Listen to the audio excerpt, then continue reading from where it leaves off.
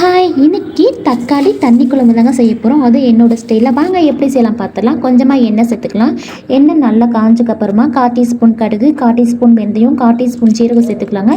இது நல்லா பொரிஞ்சக்கப்புறமா சின்ன வெங்காயம் சேர்த்துக்கலாம். சின்ன வெங்காயம் கூடவே நான் பூண்டு சேர்த்துருக்கேன். அதுவும் ரசப்பூண்டு பார்த்திங்கன்னா ஒரு 10 பல்லு பூண்டு நான் சேர்த்துக்கிறேங்க, உரிச்சு போட்டுக்கிறேன். இதுக்கப்புறம் ஒரு கைப்பிடி அளவுக்கு கருவேப்பிலை சேர்த்துக்கலாம். இதை நல்லா வதக்கி எடுத்துடலாங்க. நல்லா எண்ணெயிலே நல்லா வதங்கட்டும். நல்லா ஒரு 2 நிமிஷத்துக்கு மேலே நல்லா வதங்கட்டுங்க. இது கூட நான் உப்பு சேர்த்துக்கிறேங்க. எங்கிட்ட கல் உப்பு இல்லை, இருந்தால் சேர்த்துக்கோங்க. என்கிட்ட சால்ட் உப்பு தான் இருந்துச்சு, நான் அதை சேர்த்துக்கிட்டேன். நல்லா உப்பு சேர்த்துக்கப்புறம் நல்லா வதக்கி விட்டுடலாம். ஒரு பக்கம் பார்த்திங்கன்னா சாப்பாடு நம்மளுக்கு வெந்துட்டுருக்குது. இப்போ இது கூட பச்சை மிளகாய் சேர்த்துக்கிறேன். பச்சை மிளகாய் நான் ஒரு 5 பச்சை மிளகாய் நறுக்கி சேர்த்துக்கிறேங்க. பச்சை மிளகாய் நல்லா வதங்கட்டுங்க. நல்லா ஒரு நிமிஷத்துக்கு நல்லா வதங்கட்டும். இப்போ பார்த்தீங்கன்னா நம்ம தக்காளி சேர்த்துக்கலாம். தக்காளி நான் ஒரு 5 தக்காளி நல்லா பழமாக எடுத்து நான் சேர்த்துக்கிட்டேங்க. தக்காளி நல்லா ஒரு 2 நிமிஷத்துக்கு நல்லா வதக்கி விட்டுருவோம்.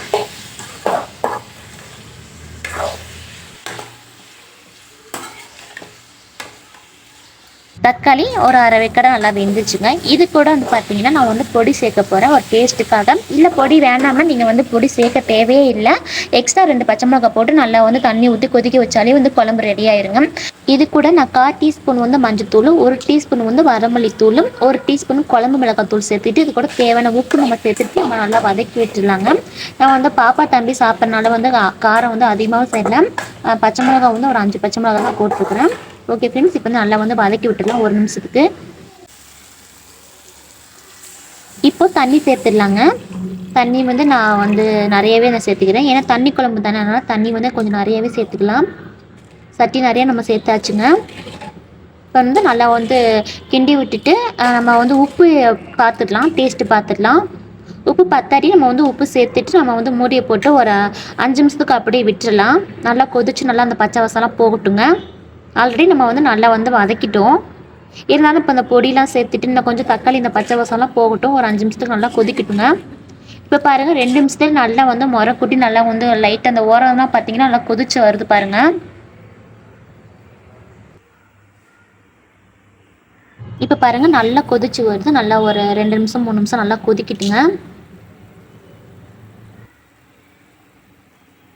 இப்போ குழம்பு ரெடி ஆயிடுச்சு ஃப்ரெண்ட்ஸ். இப்போ வாங்க சாப்பிட்லாம். கண்டிப்பாக நீங்கள் அந்த மாதிரி வச்சு கொடுங்க, பிள்ளைங்க நல்லா கேட்டு வாங்கி சாப்பிடுவாங்க. என் பையனுக்கு இந்த மாதிரி குழம்பு வச்சா ரொம்பவே பிடிக்கும். ஒரு வாட்டி செஞ்சு கொடுத்தேன். அம்மா எப்போமா அந்த குழம்பு வைப்பேன்னு சொல்லிட்டே இருந்தால் சரி, அவனுக்காக தான் இன்றைக்கி அந்த குழம்பு நான் செஞ்சேன். கண்டிப்பாக ட்ரை பண்ணி பாருங்கள், ரொம்பவே சூப்பராக இருக்கும். இது கூட பார்த்திங்கன்னா தொட்டுக்கிறதுக்கு அப்பளம் இல்லைன்னா முட்டை பொரியல் இல்லை ஆம்லெட் இந்த மாதிரி நீங்கள் போட்டுக்கலாங்க. ரொம்பவே சூப்பராக இருக்கும். கண்டிப்பாக இந்த வீடியோ பிடிச்சா லைக் பண்ணுங்கள். நம்ம சேனலுக்கு ஒரு சப்ஸ்கிரைப் பண்ணிவிட்டு லைக் பண்ணி விடுங்க. பாய்.